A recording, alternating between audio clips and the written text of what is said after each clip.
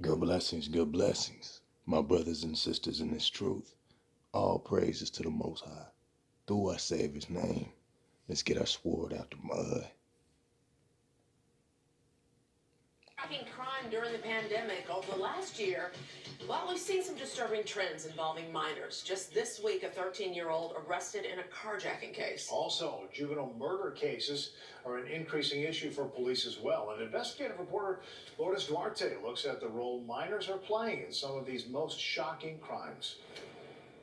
Well, in Chicago in 2020, the number of minors arrested for first-degree murder was up significantly. In two of the cases, the alleged shooters were as young as 13. The families of some of the victims say even when an arrest is made, it's difficult to feel true justice in these cases because, after all, a minor may not fully understand how their actions can impact more than just that one life they took.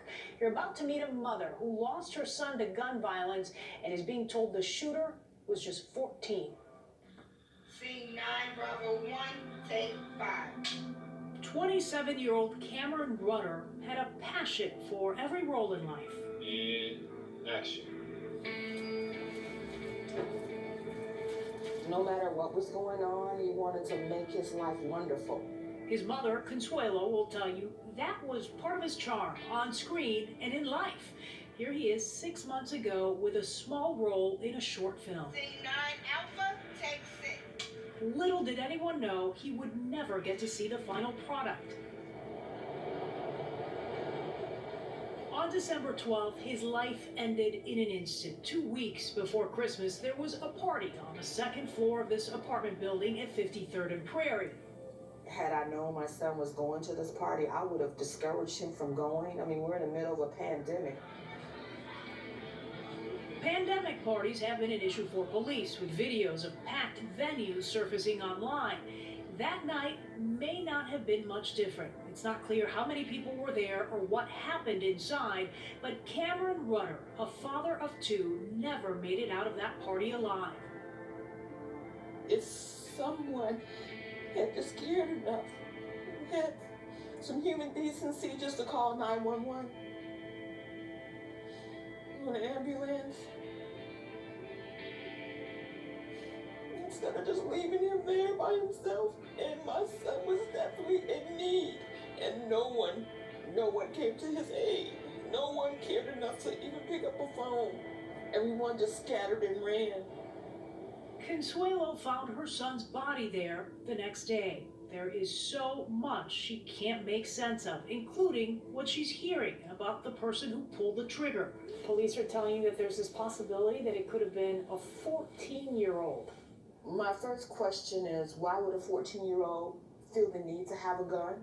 It's a question police departments across the country are dealing with as violent crimes involving minors keep rising.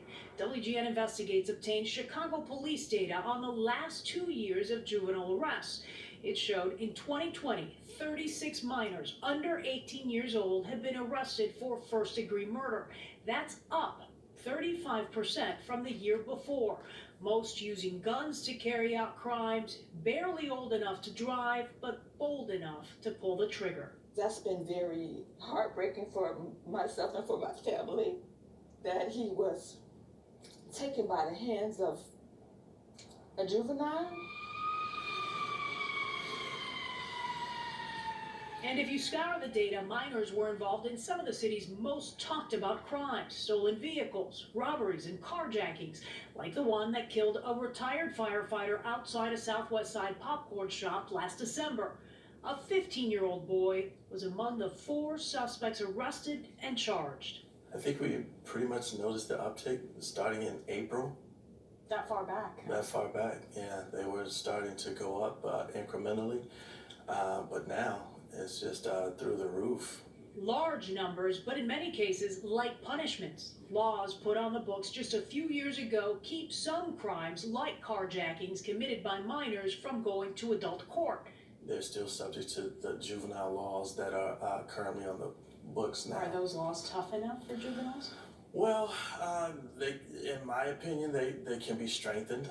We sat down with the deputy chief of the detective division for CPD. They are savvy enough to know what a punishment would be for something like a carjacking or an aggravated assault, Correct. and they think it's okay to take the risk. Correct. I believe so. Which brings us to the question so many are debating right now, that a light punishment for a minor says to them that there are no consequences and they then become repeat offenders. Punishment and incarceration does not work. Elizabeth Clark with the Juvenile Justice Initiative has been tackling the issue for years. She says a criminal justice reform bill expected to be signed by the governor soon is a good start. Illinois hasn't had a full parole system, and young people haven't had opportunities for release. She has a list of things that could make a difference, though. Now, the lightest touch, presumption against detention, deflection, emphasized throughout, crisis intervention, first responders, citations, not arrests for low-level misdemeanor offenses.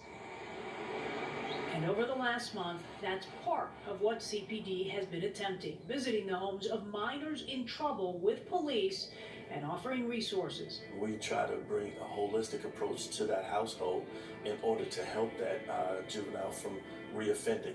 And that's happening right now to Yes, start the family. Yes, it's happening right now. But it's not working.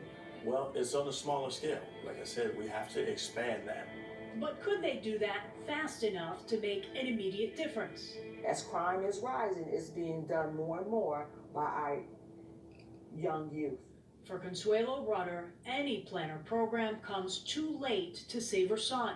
She's hopeful, though, it'll make a difference in someone else's life. So I'm also praying that this 14-year-old tells the police who gave him the gun.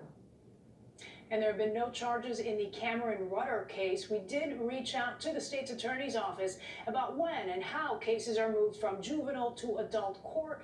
They tell us cases aren't necessarily transferred at the request of the state's attorney. Here's a quote. The court weighs all factors and makes the final determination whether a juvenile case will be transferred to adult court. For example, Fox's office says that since 2017, her office has made 13 petitions to move a juvenile to adult court. Only 8 were granted. I'm Lourdes Duarte, WGN Investigates. Brothers and sisters, I love you. Stay prayerful and keep your lamps filled with light.